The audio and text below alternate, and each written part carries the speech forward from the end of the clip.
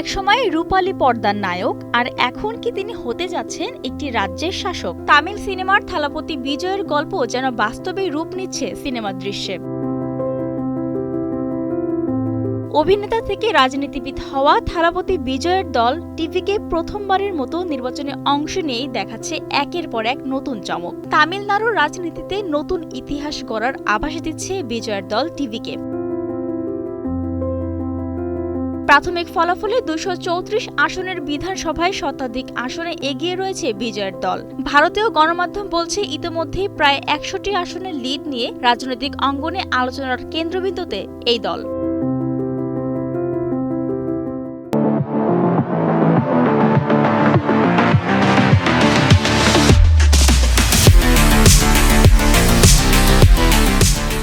মাত্র ২ বছর আগে দল গঠন করলেও জনসমর্থনে কোনো ঘাটতি ছিল না। নির্বাচনী প্রচারণায় জনসমাগমই ছিল তার মুখ্য প্রমাণ। সেই জনপ্রিয়তাই এবার রূপ নিয়েছে ভোটের ফলাফলে। নির্বাচনে বিজয় নিজেই লড়ছেন তিরুচিরাপল্লী ইস্ট ও চেন্নাইয়ের পেনাম্বুর আসন থেকে।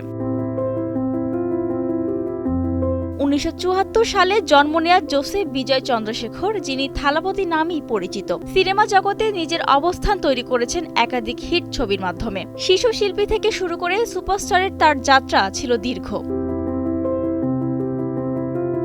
সিনেমার হিরো থেকে একেবারে রাজনীতিতে এই যাত্রা মোটেও সহজ ছিল না। তার রাজনৈতিক যাত্রায় বড় ধাক্কা হয়ে আসে করুরের এক সমাবেশে পদদলিত হয়ে ৪১ জনের মৃত্যু। এরপরও শক্ত হাতে হাল ধরে রেখেছেন বিজয়।